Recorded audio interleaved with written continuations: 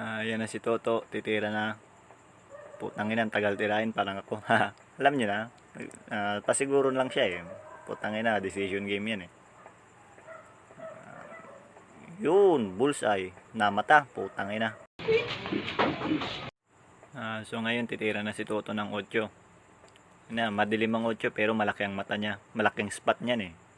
Uy, may nagsawong-sawong panglangaw. Putang ina. Ayan na. Sige, tirahin mo.